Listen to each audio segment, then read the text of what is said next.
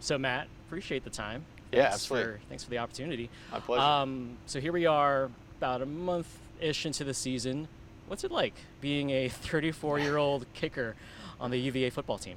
It's been everything I could have imagined more. And I know that sounds cliche, but I think for so many years I thought about what it would be like to join the team and to get to play in the games, and maybe didn't think about all the little nuances in between those big moments, and getting to be in the locker room with the guys and being able to hang out on the down times. It's been an incredible experience. Very fortunate to do it. So you started this journey literally probably, I don't know, more than 10 years ago. Mm-hmm. You tried to be a kicker. Right. You got denied. You had that denial letter Yep. saved on your iPad. That's what I read about. So when you kind of look back at those moments, how do you describe this entire journey overall, dating back to when you first tried out? Yeah, I think a lot of people will put the illustration of a climb to a success point or an opportunity as a straight line, but in reality it's got the ups and downs, and that really kind of, I think, defines how it's felt looking back and reflecting on that time. There were moments where the kicking was going great. I was getting good traction with where I might be going to business school, talking to coaches, and then you would have a door shut or a denial. And so there were a lot of moments where I thought this would be done, and so to get here and to look back kind of down that mountain to get to this point, it seems very fitting, and how it all came back to be at UVA. When the stories were coming out about you being on the football team, this was about late August, it still wasn't a lock that you were even going to be seeing some playing time. At what point did you find out that, I'm going to actually see some time on the field here? Yeah, I think probably the last few days, maybe last week in fall camp, is when I kind of got the indication from coaches that, hey, kickoffs were looking good. They were happy with where I was putting in the distance, and I might be able to earn that spot, and started thinking, okay, first time playing football, might be kicking off against Tennessee in a huge arena, a huge atmosphere. So I think that's when it started to set in, but probably about a week left in fall camp. Yeah, so no big deal. National television audience against Tennessee, the first game. Obviously, there's a plethora of storylines going into that game. So what were you thinking the night before? I try to not get ahead of myself too much and just enjoy the moments of, the night before the game. I talked with some of the other guys and even asked them, where did the nerves start to hit, because I'd never been in that situation. So I talked to a couple of the specialists and said, hey, in your pregame routine, when did the nerves hit? And a few of them, I talked to Will Bettridge, and he said, coming into on the bus, as you see the tailgates and the fans, that's when you start to feel like, hey, this is game time, getting ready. And so I anticipated that kind of the morning of, and enjoyed feeling those emotions, and just let those emotions hit. And walking out on to the field at Nissan Stadium, I just tried to be present and let those emotions take me wherever they need to be. And then when you get back in the locker room before the game, just kind of lock in. So the moments before that, your first kickoff, what are you thinking, and at what point were you taking it all in, but then also being like, I got to kick this ball? Right. So I think, running out of the tunnel was a moment I'll never forget. 70,000, mostly Tennessee fans, we'll put it that way, probably 99% Tennessee fans. And really just getting on the sideline, figuring out, where I'm standing, the little things I've never done. Okay, where am I standing on the sideline? Okay, I'm looking on the field and I see the coin toss. I can't hear what's going on. I see them flip sides at the center field, and I'm looking down the line to see what the coaches are saying, and they're calling the kickoff team. And so I knew right then, literally my first college experience would be the first play of the opening game of the season. So it was pretty surreal. This is a journey, again, more than a decade old. What explains your persistence in not giving up on this dream of playing college football, of kicking on a college football team? Right. I think the persistence and kind of my why has adapted and changed over the years. I think, when I was an undergrad here, the why was, I wanted to prove to myself that I could do this. Go from never ever having played the sport and, being a soccer player, and go teach myself and, make the team and see if I could earn a job. And then fast forwarding to my time in the Marine Corps and looking 8 years down the road, I think just having something on the horizon to really go after. And, you hear a lot of yays and nays and folks supporting you and folks kind of doubting you along the way. And I think the doubters certainly help fuel that.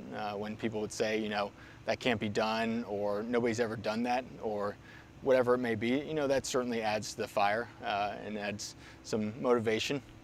But then also the people supporting me throughout the 10 years of all the way back to 2012 and initially starting this, and thinking back to being able to connect with them right now and saying, oh wow, you actually made it, has been a very, very unique situation.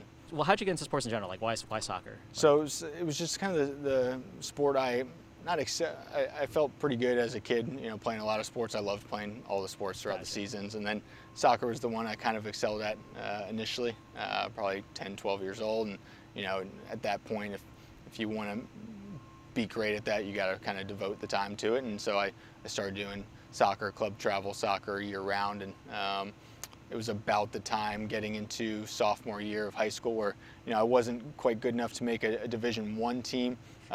Didn't necessarily want to go to a different school, a smaller school, just for soccer. And so I kept options open, you know, what academically fit for me, what socially, culturally, wherever it may be.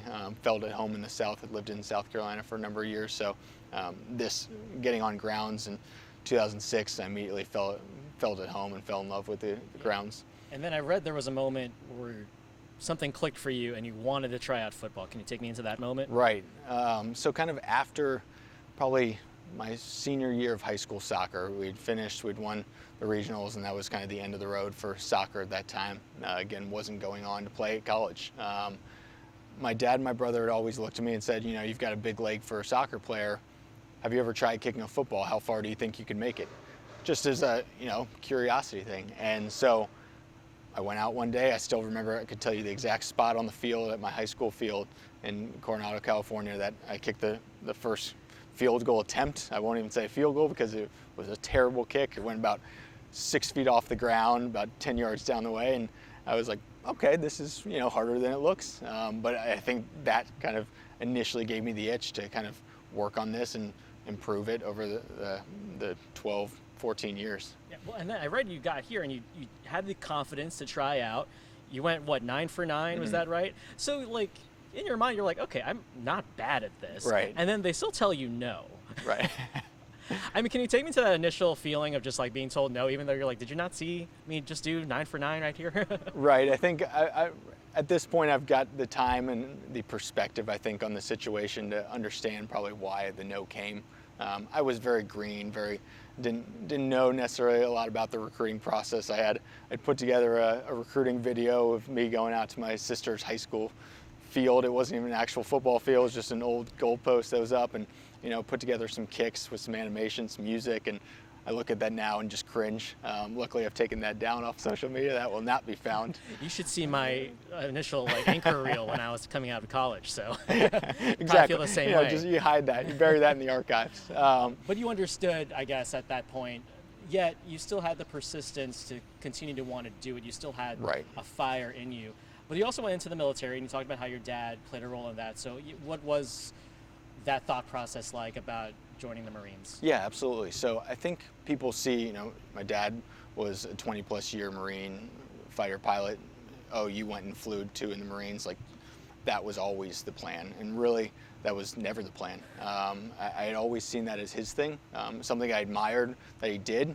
Loved growing up in that community, getting to move around as a kid. I loved that. It was always a new adventure with the family, but never saw it as my path until about midway through college. I knew I wanted to serve in some aspect. I thought maybe, you know, public service on Capitol Hill, something up that alley. Did an internship on Capitol Hill in between my second and third year, and thought it's a little slower pace than I want.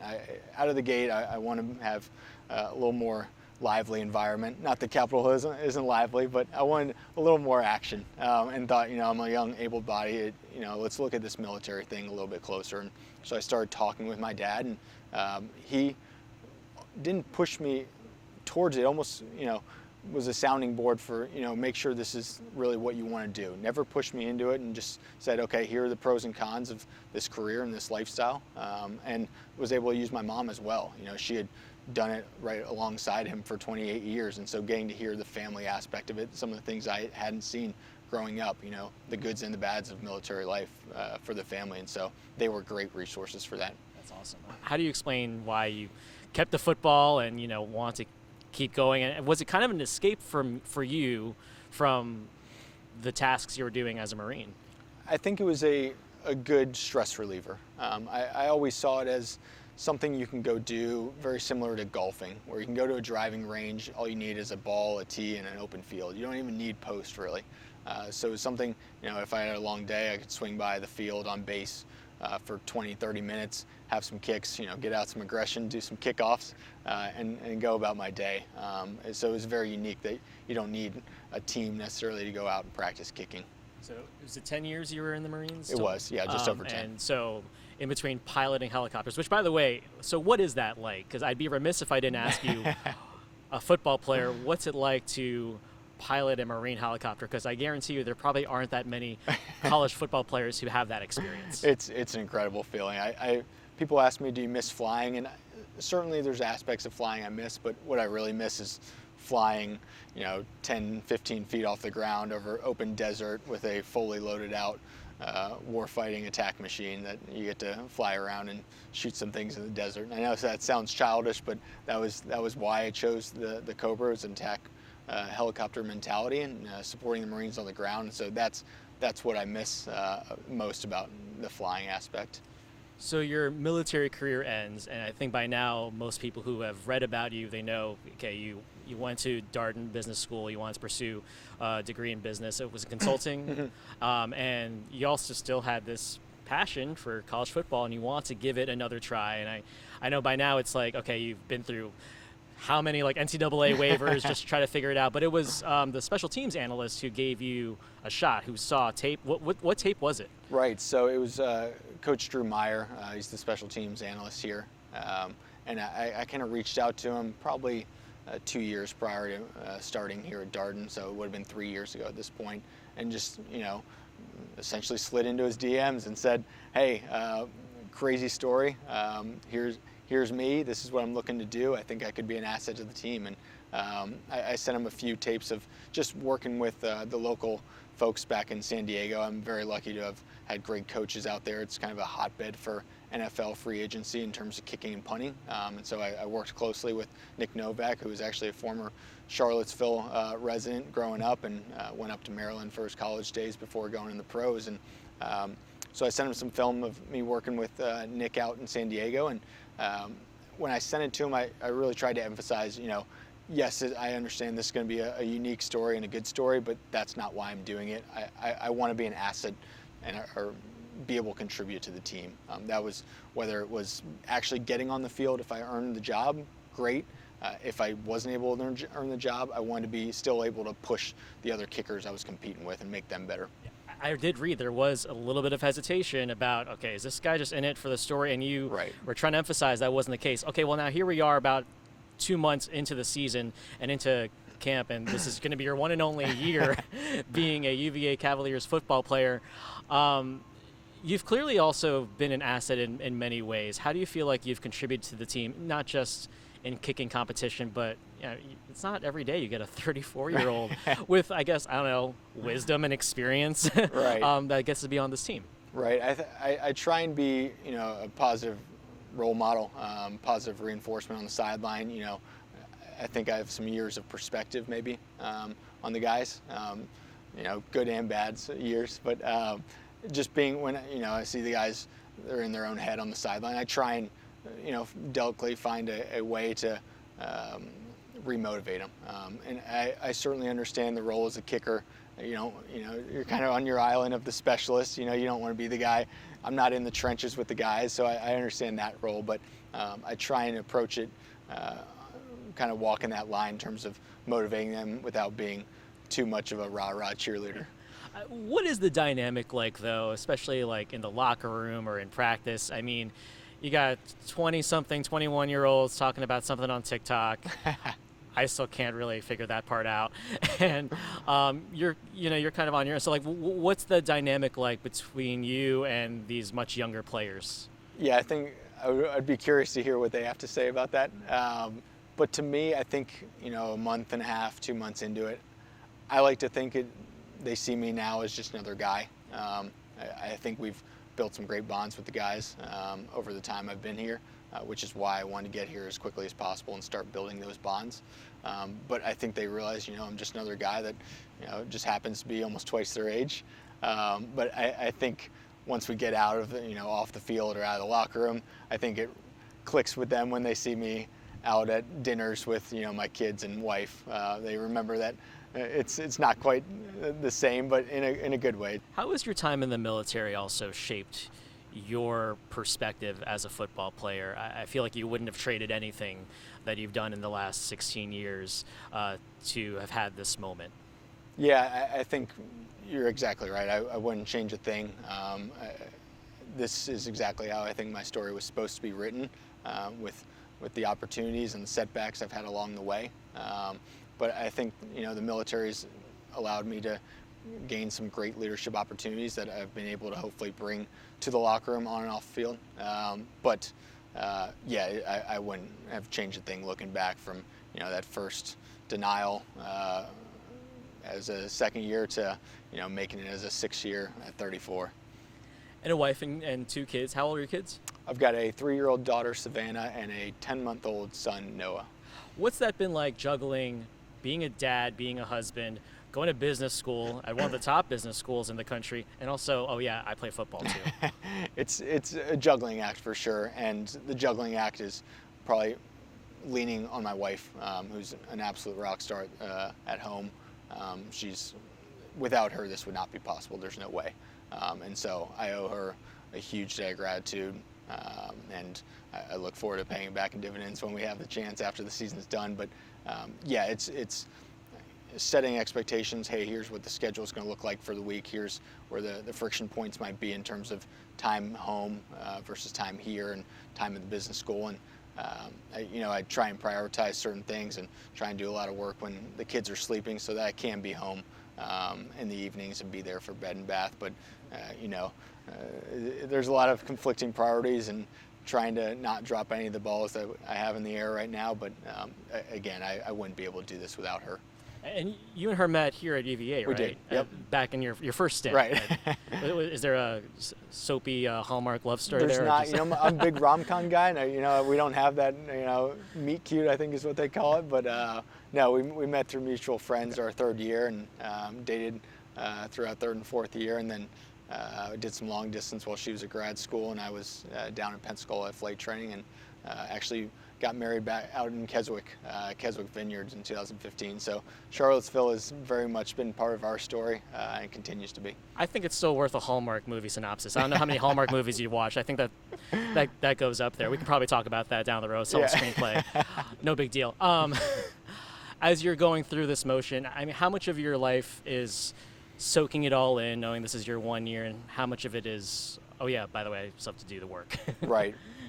I try and, even during kind of the down moments or the more monotonous things, meetings with the football team, I try and kind of pinch myself and just remind myself that I shouldn't be here. This is a incredibly unique situation that I get this opportunity, and it's a privilege to be on this team.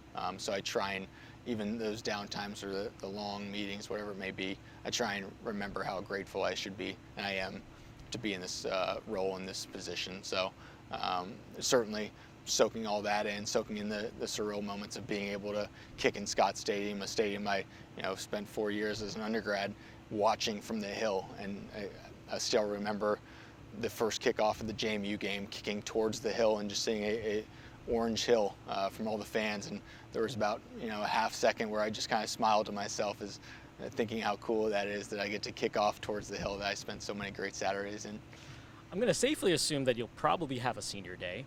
Have you thought about what that's going to be like? Because that's definitely going to be a senior moment that I don't think has really been replicated in any other college football team in recent history. I talked briefly with my wife about this, depending on what time the game time is, could we bring the kids? And hopefully we're able to, just based on nap schedules.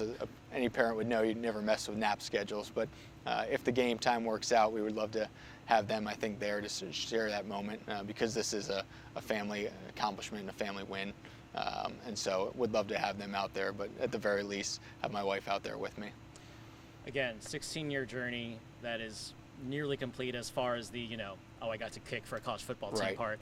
What legacy do you hope you leave behind? When people are like, oh, that Matt Ganyard guy, yeah, he has a story. But what do you hope people remember you by? A kickoff guy right now, maybe I get a chance at a few field goals. It's not going to be the stats on the field that my legacy is going to be built around. I say legacy loosely. It doesn't feel like something I would have leaving after a year. But for me, the legacy I hope my kids see and my family is one of perseverance. Over 16 years, they know absolutely how long this process has been, and how many no's I've gotten or doors shut along the way, and how I've kept pushing, and I wouldn't be pushing like I was without their support. And so I think that's what I hope they remember about this story, and that's certainly what I hope my kids see when they're old enough to see it. Matt Ganyard. I mean, Hallmark movie still to be made, but you're making quite a movie right here. Appreciate the time, man. Thank Thanks you so so much. much. Yeah, that's awesome. Awesome. All right.